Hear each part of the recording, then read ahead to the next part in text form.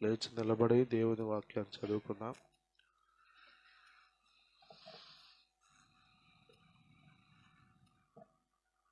కీర్తనల గ్రంథం 119వ కీర్తన.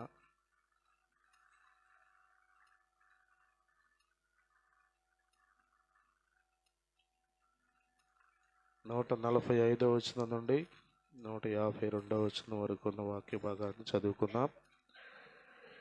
కీర్తనల గ్రంథం 119వ కీర్తన 145 నుండి 152 వరకు చదువుకుందాం.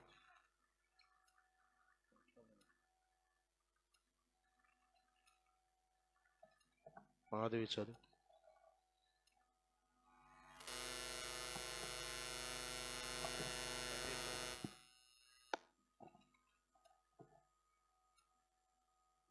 హల్లెలూయా. యెహోవా, హృదయపూర్వకముగా నేను మొర్రపెట్టుచున్నాను. నీ కట్టడలను నేను గైకొన్నట్లు నాకు ఉత్తరమిమ్ము. నేను నీకు మొర్రపెట్టుచున్నాను. నీ శాసనములు చెప్పున నేను నడుచుకున్నట్లు నన్ను రక్షింపుము. తెల్లవారక మునుపే మొర్రపెట్టి తిని నీ మాటల మీద నేను ఆశ పెట్టుకొని ఉన్నాను. నీవిచ్చిన వాక్యమును నేను ధ్యానించుటకై నా కన్నులు రాత్రి జాములు కాకమునుపే తెరచుకుందును. నీ కృపను బట్టి నా మొర ఆలకింపుము. యెహోవా, నీ వాక్య విధులను బట్టి నన్ను బ్రతికింపుము. దుష్కార్యములు చేయవారును నీ ధర్మశాస్త్రమును త్రోసివేయవారును నా యొద్దకు సమీపించుచున్నారు. యెహోవా, నీవు సమీపముగా ఉన్నావు. నీ ఆజ్ఞలన్నీయు సత్యమైనవి.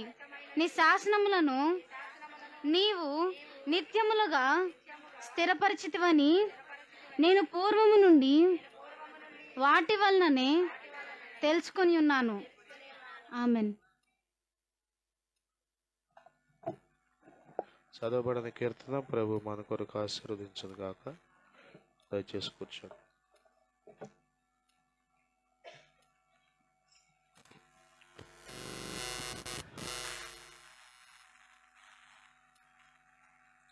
హల్లెలూయా, హల్లెలూయా. దేవుని సన్నిధి కూడి వచ్చిన మీ అందరికీ ప్రభు అయిన యేసుక్రీస్తు నామములో వందనాలు. దేవుడు అందరినీ ఆశీర్వదించును గాక. హల్లెలూయా, హల్లెలూయా.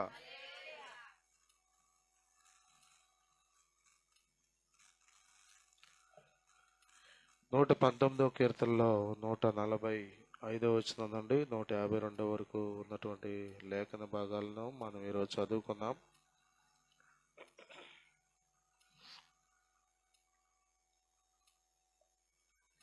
ఇక్కడ భక్తుడు అంటున్నాడు, నేను హృదయపూర్వకంగా నీకు మొరపెడుతున్నాను అన్నాడు. మొదటి వచనంలో 145వ వచనంలో, యెహోవా, హృదయపూర్వకముగా నేను మొర్రపెట్టుచున్నాను. నీ కట్టడలను నేను గైకొనున్నట్లు నాకు ఉత్తరమిమ్ము. లోకంలో రకరకాల భక్తి విధానాలు ఉన్నాయి.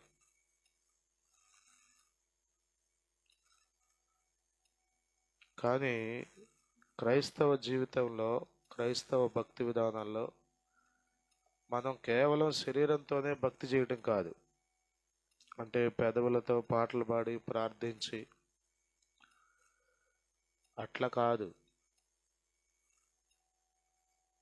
భక్తిది హృదయ సంబంధమైంది. హృదయము లేకపోతే మనస్సు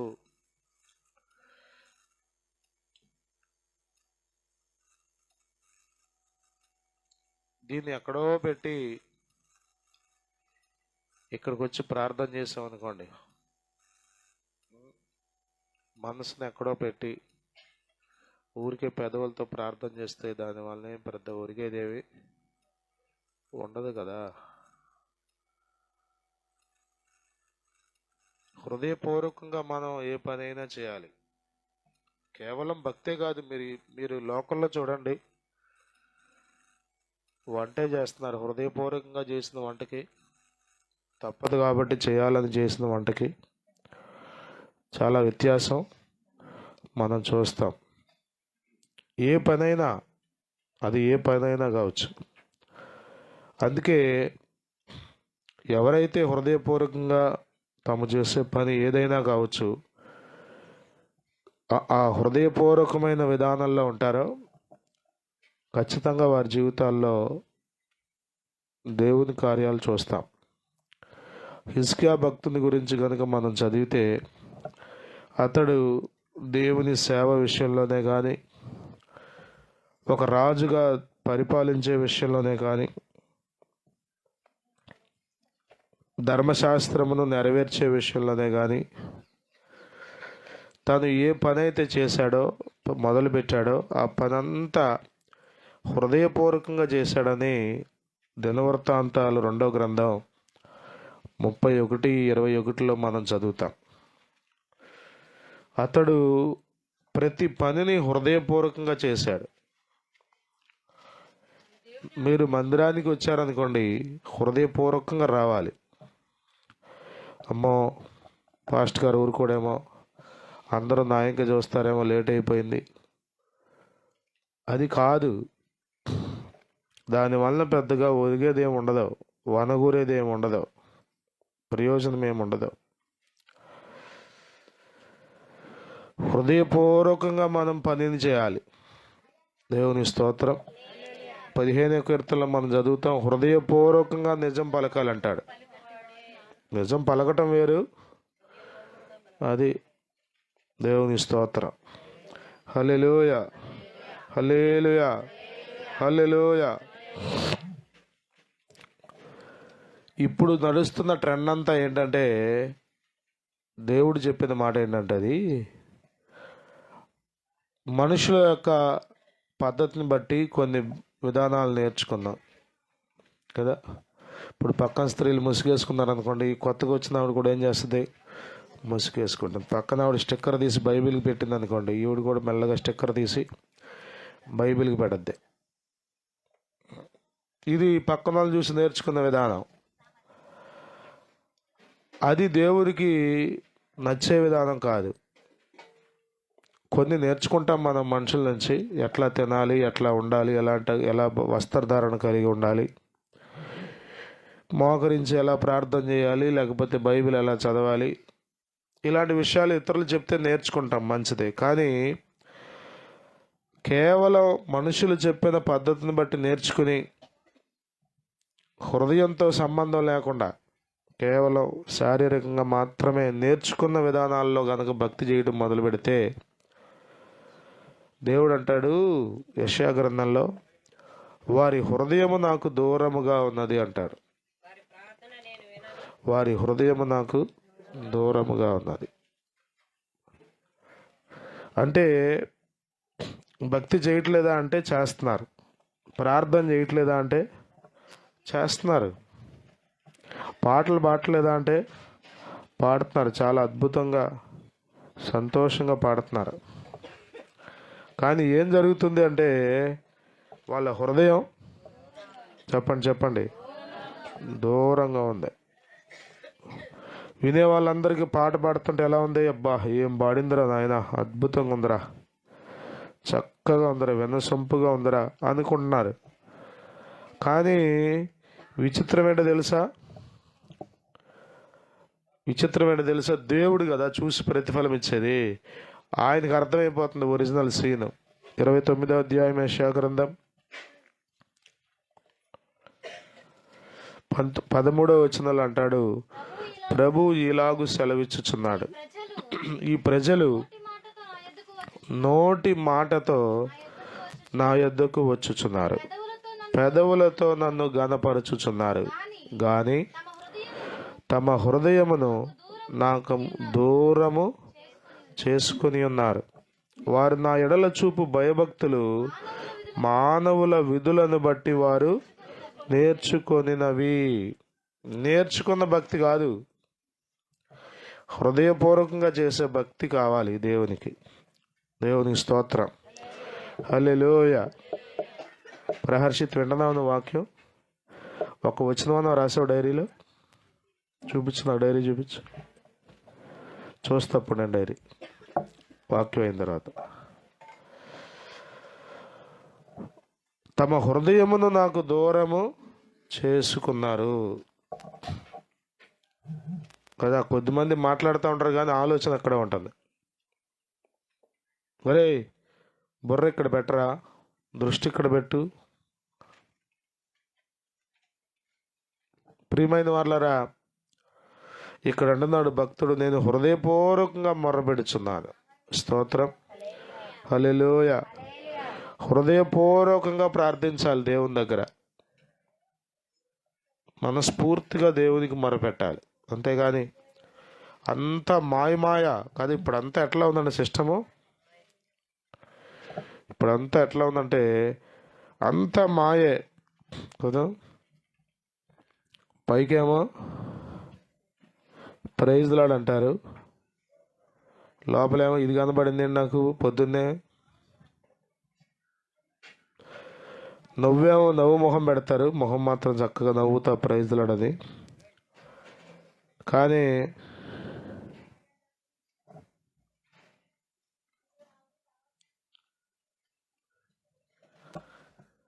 లోపల ఉండదు. అది లోపల ఉంటుందో లేదో మనకు కూడా తెలిసిపోద్ది. తెలీదు, ప్రైజ్ లాడ్ ఎలా చెప్పిందో మనకు కొంచెం తెలుసుది కొంతవరకు, అంతా తెలియదు. కానీ నిజంగా ప్రేమ ఉందో లేదో, ఎట్లా చెప్పారో. దేవుడు కూడా మన హృదయాన్ని చూస్తాడు. సంఖ్యాకాండం 14వ అధ్యాయంలో కాలేబు గురించి మాట్లాడుతూ దేవుడు ఒక మంచి స్టేట్మెంట్ ఇస్తాడు, ఒక మంచి సాక్ష్యాన్ని కాలేబు గురించి చెప్తాడు. సంఖ్యాకాండం 14వ అధ్యాయం,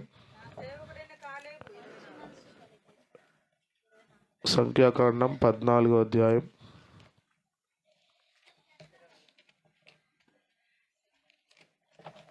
24వ వచనం.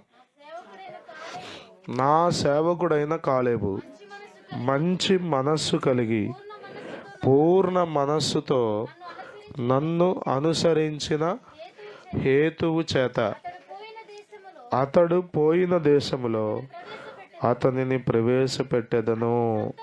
అతని సంతతి దానిని స్వాధీనపరచుకొనును.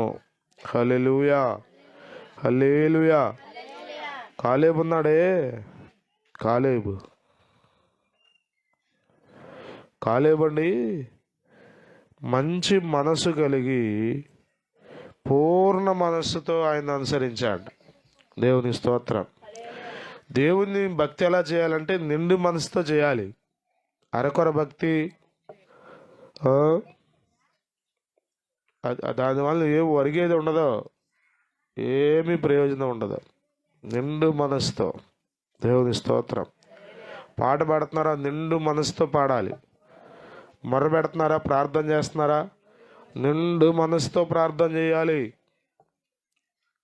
బోధిస్తున్నావా, వాక్యం ప్రకటిస్తున్నాం, నిండు మనసుతో ప్రకటించాలి.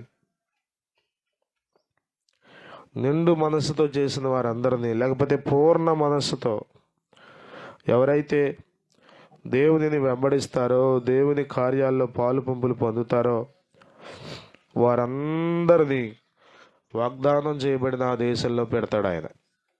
దేవుని స్తోత్రం, హల్లెలూయా. దావీదు తన కుమారుడైన సొలొమోనుతో దినవృత్తాంతాల గ్రంథం 28వ అధ్యాయం 9వ వచనంలో ఇలా చెప్తాడు.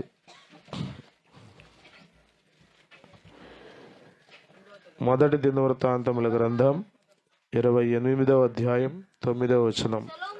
సొలొమోనా, నా కుమారుడా, నీ తండ్రి యొక్క దేవుడైన యెహోవా అందరి హృదయములను పరిశోధించువాడును, ఆలోచనలన్నిటినీ సంకల్పములన్నిటినీ ఎరిగిన వాడునై ఉన్నాడు.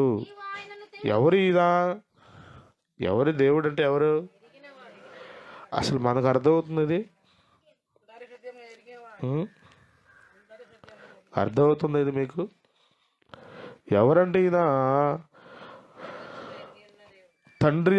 నీ తండ్రి యొక్క దేవుడైన యెహోవా అందరి హృదయములను వాక్యం బోధించే నా హృదయం, వాక్యం వినే మీ హృదయం పరిశోధించే దేవుడు ఆయన. మనసులో ఉన్న మర్మాలు ఎరిగిన మహనీయుడు ఆయన.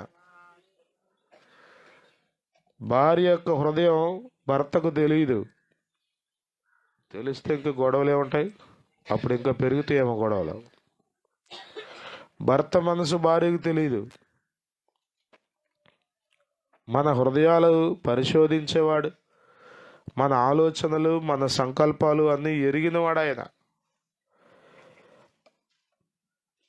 పిల్లలకి ఇది చెప్పాలి, దేవుడు అంటే ఎవరో నాన్న నీ గురించి నాకు తెలియదు, నువ్వు ఎక్కడ తిరుగుతున్నావో నాకు తెలియదు, ఎవరితో మాట్లాడుతున్నావో తెలియదు, ఎవరితో ఫ్రెండ్షిప్ చేస్తున్నావో తెలియదు, కానీ నీ గురించి తెలిసిన ఆయన ఒక ఆయన అన్నాడు. అర్థమవుతుందా? ఇడుపుల పాయలో ఉన్నా, ఈడుపు గల్లో ఉన్నా, చెప్పరేంటి, ఎక్కడున్నా నీ హృదయాన్ని పరిశోధించేవాడు ఆయన. దేవుని స్తోత్రం. హల్లెలూయా, హల్లెలూయా. సహజంగా ఈ దినాల్లో పిల్లలు ఏం కోరుకుంటున్నారు తెలుసా? స్వేచ్ఛను కోరుకుంటున్నారు. తల్లిదండ్రుల దగ్గర ఉండడానికి ఇష్టపట్ల, తల్లిదండ్రుల యొక్క పెంపకంలో పెరగడానికి ఇష్టపట్ల, బోధలో శిక్షలో ఉండడానికి ఇష్టపట్ల కదా. వీలైనంతవరకు ఫ్రీగా వెళ్ళిపోవాలనుకుంటున్నారు. ఎట్లా జరుగుద్ది ఇది? వెళ్తే కానీ ఒక మాట గుర్తుపెట్టుకో, నీ హృదయాన్ని పరిశోధించే దేవుడు ఉన్నాడు. దేవుని స్తోత్రం. చాలాసార్లు నాకు అనిపించే మాట ఏంటంటే, బోధించే నేనే కానీ వినే మీరే కానీ ఈ సంగతి మర్చిపోయి బ్రతుకుతాం, ఈ సంగతి మర్చిపోయి బ్రతికేస్తాం. బోధిస్తాం కానీ దేవుడు నా హృదయాన్ని పరిశోధిస్తున్నాడు అనిపిస్తుంది నాకు. నేను పాస్టర్ గారిని అన్నట్టుగా బిల్డప్ ఇస్తాం. దేవుడు నీ హృదయాన్ని పరిశోధిస్తాడు. నీ ఆలోచనలు దేవునికి తెలుసు. పాస్టర్కి తెలియపోవచ్చు, పక్కనున్న విశ్వాసికి తెలియపోవచ్చు. నీ ఆలోచనలు ప్రభువుకు తెలుసు. ఏ మనసుతో దేవుని మందిరానికి వచ్చావో, ఏ మనసుతో దేవుని మందిరంలో కూర్చున్నావో, ఎలాంటి హృదయం కలిగి నీవు దేవుని ఆరాధిస్తున్నావో ఆయనకు తెలుసు. నువ్వు రాజువైనా కావచ్చు, అధికారివి కావచ్చు, చక్రవర్తివి కావచ్చు, ఎలాంటి పరిస్థితిలో ఉన్న వ్యక్తివైనా కావచ్చు, నీ హృదయాలు పరిశోధించే దేవుడు ఆయన. సొలొమోనుకు చెప్తున్నాడు, నా కుమారుడా సొలొమోనా, నీ తండ్రి అయిన దేవుడు అనగా దావీదు ఏ దేవుడినైతే ఆరాధించాడో ఆ దేవుడు అందరి హృదయాలు పరిశోధించేవాడు. దేవునికి స్తోత్రం కలుగును గాక. హల్లెలూయా, హల్లెలూయా, హల్లెలూయా. ఊరికే తిరగొద్దామా? ఇక తిరిగే లెక్క అయితే ఇక రావద్దు. నేను చెప్పింది అర్థమైందా? అది తిరిగే లెక్క అయితే ఇక్కడికి రావద్దు. ముందు కూర్చోవద్దు, వెనకాల కూర్చో. అందరి హృదయాలు పరిశోధిస్తాడు ఆయన. అందరి హృదయాలు పరిశోధిస్తాడు. ఎన్నో విషయాలు దావీదు చెప్పాడండి పాపం. కొడుకు కూర్చోబెట్టి ఎన్నో విషయాలు చెప్పాడు. చదవండి, ఇంకా ముందుకెళ్తా అంటాడు, నీవు ఆయనను తెలుసుకొని హృదయపూర్వకముగా, ఎట్లా అంట, హృదయపూర్వకంగా మనపూర్వకంగా ఆయనను సేవించుము.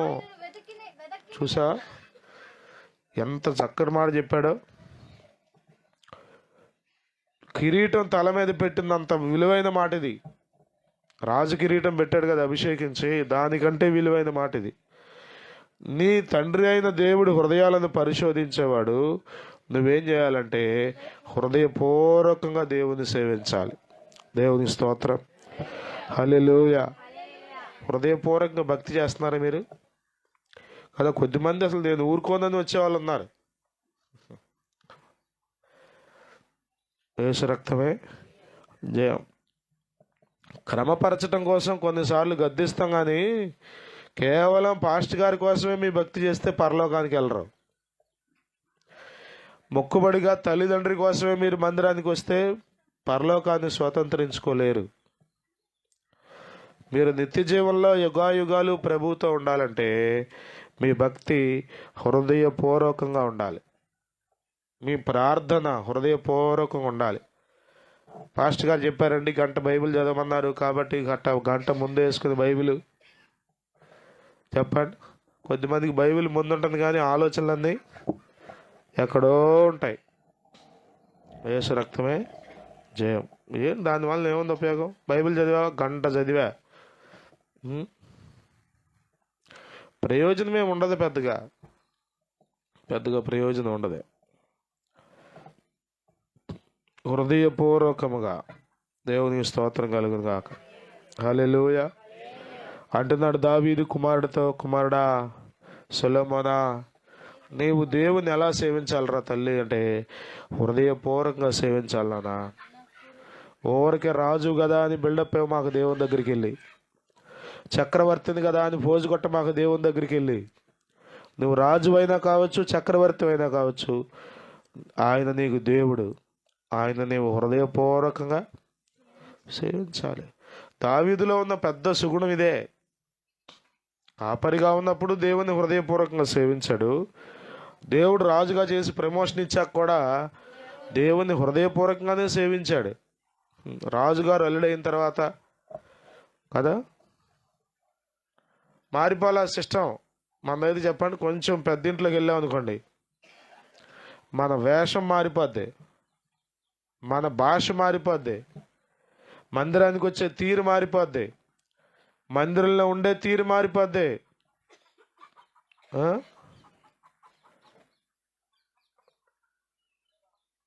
ప్రమాదం కదా అది, ప్రమాదం. దేవుడు ఊరుకూడదు దాన్ని.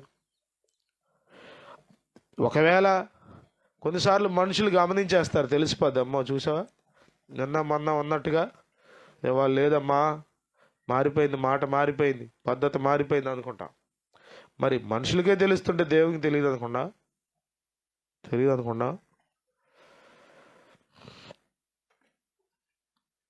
అర్థమవుతుందా మీకు? ప్రియులారా, జ్ఞాపకం చేసుకోండి, హృదయపూర్వకంగా చేయండి భక్తి. ఈ క్రొత్త సంవత్సరంలో అయినా హృదయపూర్వకంగా దేవుని వెంబడించండి. మొక్కుబడిగానో, ముఖస్థుతి కోసమో, మనుషుల కోసమో దేవుని దగ్గరికి రామాకండి. హృదయపూర్వకంగా దేవుని సేవించండి. కాలేబు దగ్గర మనం ఇందాక చదువుకున్నామే, అతని సంతతి వారు స్వాధీనపరుచుకుంటారు. నీవు హృదయపూర్వకంగా భక్తి చేస్తే నీ సంతానాన్ని దేవుడు చూస్తాడు. నీవు హృదయపూర్వకంగా మొర్రబెడితే దేవుడు నీ బిడ్డలను కనికరిస్తాడు. అర్థమవుతుందా? కొద్దిమంది చాలా జాగ్రత్తగా పాడతారు పాట. మైక్లో సౌండ్ పెట్టమంటారు, కొంచెం పెట్టు సౌండ్. ఎందుకని? ఇక్కడ జాగ్రత్తగా పాడాలి. ఒకవేళ ఈ పాటకే గొంతుపోతే జాగ్రత్తగా కాపాడుకోవాలి అని వాళ్ళ ఉద్దేశం. కానీ ఎవరైతే హృదయపూర్వకంగా పాడతారో వాళ్ళని దేవుడు చూస్తాడు. దేవుని స్తోత్రం కలుగును గాక. హల్లెలూయా, హల్లెలూయా. హృదయపూర్వకంగా భక్తి చేస్తున్నారా? మరలా ఈ మాట జ్ఞాపకం చేస్తున్నాను. దేవునికి నా హృదయం తెలుసు, మీ హృదయం తెలుసు.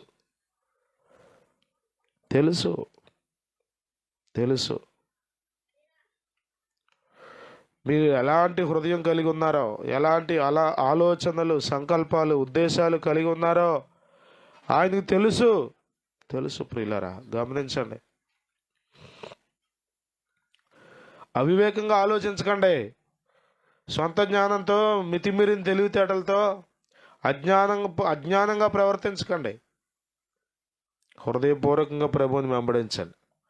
హృదయపూర్వకంగా ప్రభువుని ప్రార్థించండి. హృదయపూర్వకంగా చేయండి.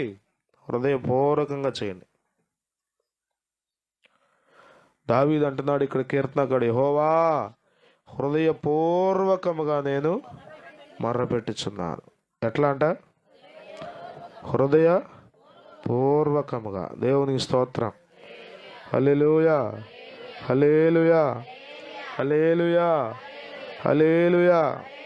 78వ కీర్తన 34వ వచనంలో ఇశ్రాయేలీయుల గురించి మోషే ప్రార్థిస్తూ మాట్లాడుతూ అంటాడు, వారిని ఆయన సంహరించినప్పుడు వారు ఆయనని వెదికిరి, వారు తిరిగి హృదయపూర్వకముగా దేవునిని బతిమాలుకొనిరి. క్రిందకి వెళ్తే మళ్ళీ అంటాడు, కొంచెంసేపే ఈ భక్తి అన్నాడు. అదిగో అది హృదయపూర్వకంగా బతిమాలుకున్నారంట. ఎంతసేపు ఇది అంటే స్థిరం లేదు. కొద్దిమందికి స్థిరం ఉండదు, స్థిరంగా ఉండరు దేవుల్లో. ప్రియులారా గమనించండి, ఇక్కడ అంటున్నాడు, వారు తిరిగి హృదయపూర్వకముగా దేవునిని బతిమలాడుకొనిరి.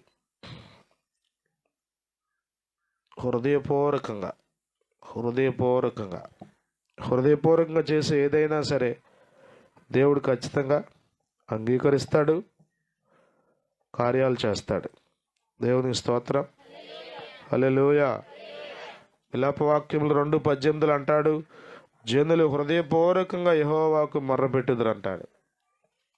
సియోను కుమారి ప్రాకారమా, నదీ ప్రవాహము వలె దివారాత్రము కన్నీరు పారనిమ్ము, విరామము కలుగనీయకుము, మీ కంటి పాపను విశ్రమింపనీయకుము అంటాడు.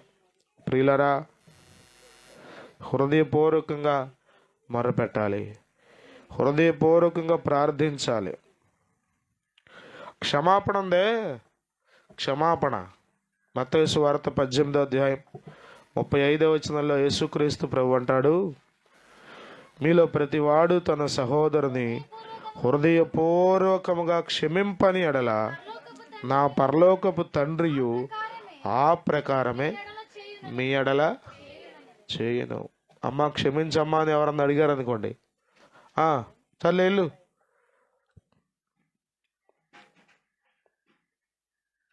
హృదయపూర్వకంగా నీవు క్షమించకపోతే దేవుడు నిన్ను కూడా అదే ట్రీట్మెంట్ చేస్తాడు. నీ విషయంలో కూడా అలాగే చూస్తాడు ఆయన.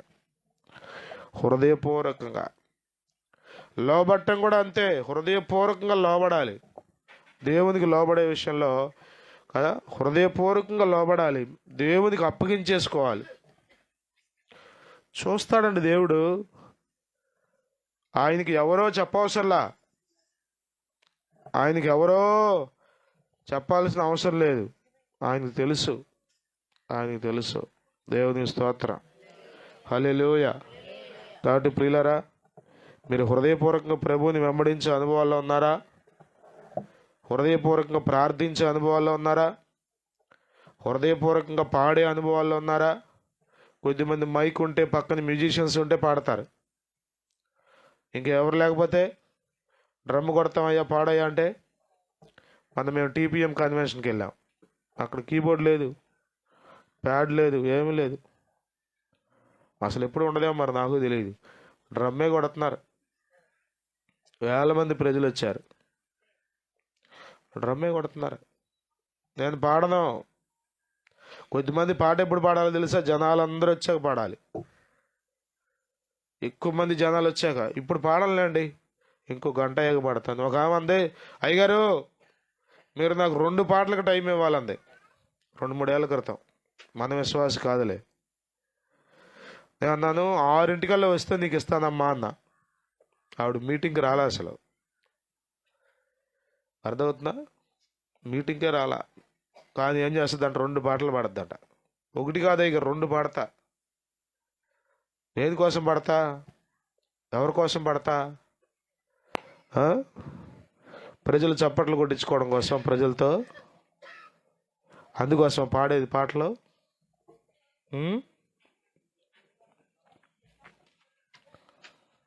హృదయపూర్వకంగా చేసేవాడు ఎలా ఉంటాడో తెలుసా? ఎవరున్నా లేకపోయినా అలాగే చేస్తాడు. 100 మంది మనుషులున్నా అట్లాగే చేస్తాడు, ఎవరు లేకపోయినా అలాగే చేస్తాడు. అర్థమవుతుందా? కొద్దిమంది ఎక్కడ లేని భక్తి పారవశ్యం వచ్చేస్తుంది మనుషులు చూడగానే, అది నటన. కొరింథీ పత్రికలు అంటాడు, ఈ లోక నటన గతించిపోవచ్చుందన్నాడు. నటించేవారు, ప్రదర్శించేవారు షో చేసేవాళ్ళు ఎక్కువ రోజులు ఉండరు. గడ్డి పువ్వు ఎలా అయితే ఉదయం అందంగా ఉండి సాయంత్రం వాడిపోద్దో అట్లా అయిపోద్ది వాళ్ళ భక్తి. హృదయపూర్వకంగా భక్తి చేసేవాళ్ళు నిలబడతారు. దేవునికి స్తోత్రం. హృదయపూర్వకంగా భక్తి చేసేవాళ్ళే పరలోకంలో ఉంటారు. హృదయపూర్వకంగా భక్తి చేసేవాళ్ళే దేవుని రాజ్యంలో ఉంటారు. నిత్య జీవాన్ని స్వతంత్రించుకుంటారు. దేవునికి స్తోత్రం కలుగును గాక. హల్లెలూయా. కాబట్టి గుర్తుపెట్టుకోండి, మీ భక్తి హృదయపూర్వకంగా ఉందా లేక కేవలం పెదవులతో శరీరంతో అంతవరకేనా? ఒక చప్పటి కొడుతున్నామంటే హృదయపూర్వకంగా చప్పట్లు కొట్టాలి. అర్థం? కొద్దిమందికి ఏమీ లేదు, అట్ట కళ్ళు మూస్తారు, అట్ట తిరుగుతారు. చెప్పండి, అది ప్రార్థన? అది ఇప్పుడు నేను సేవకుడికి ఉన్నా కాబట్టి మిమ్మల్ని కాపలా కాసే బాధ్యత. ఎవరెక్కడ ఉన్నారో ఏం చేస్తున్నారో చూస్తూ ఉంటాను నేను ప్రార్థనలో కళ్ళు తెరిచి. అప్పుడప్పుడు నేను కూడా తెరవకూడదు, కానీ ఎందుకంటే ఒక సేవకుడిగా నియమించబడ్డాను కాబట్టి పిల్లలు ఎలా ఉన్నారో, ఎవరెక్కడ తిరుగుతున్నారో, క్రమంగా ఉన్నారో లేదో గమనించుకోవాల్సిన బాధ్యత నా మీద ఉంది కాబట్టి చూస్తూ ప్రార్థనలో ఉంటా. నువ్వు ప్రార్థనలో ఖచ్చితంగా ఆమె అనే వరకు కళ్ళు మూసి ఉండలేకపోతున్నావు అంటే అది హృదయపూర్వకంగా చేస్తున్నావు నువ్వు ప్రార్థన. అది నోరు తెరిచి పాడమంటే కొంచెంసేపు పాడి కొంచెంసేపు ఇక అలిసిపోయినట్టుగా మొహం పెడితే అది హృదయపూర్వకమేనా? హృదయపూర్వకంగా భక్తి చేద్దాం. ప్రభు మన హృదయాలు చూస్తున్నాడు. దేవుని స్తోత్రం. హల్లెలూయా. నిండు మనసుతో కాలేబు దేవుని ఎలా వెంబడించాడో, హృదయపూర్వకంగా దావీదు దేవుని ఎలా సేవించాడో అలా సేవించుదాం. సొలొమోనుకి అన్ని మంచి విషయాలు చెప్పిన దావీదు మాటలు ఎక్కలా కదా. వర్తమానాలు వినబడుతున్నాయి మీకు చెప్పండి, ఎక్కుతున్నాయి ఏమన్నా అసలు వాక్యం? రాత్రి కూడా నేను మాట్లాడారు, ఏమన్నా వర్తమానం అర్థమైందంటావా అని. నాకున్న భయం ఏంటో తెలుసా? మీకు అర్థమయ్యేట్లు నేను బోధిస్తున్నానో లేదో అని. ఒకవేళ వర్తమానం అర్థం అవ్వకుండా ఆరాధన ముగించబడితే నేను బోధించింది వృధానే, మీరు కూర్చున్న సమయం వృధానే, ఈ భోజనాలు వృధానే. ఆహారం ఒక పూట కడుపు నింపుద్ది అంతే, కానీ వాక్యం నిత్యత్వానికి ఉపయోగపడుతుంది.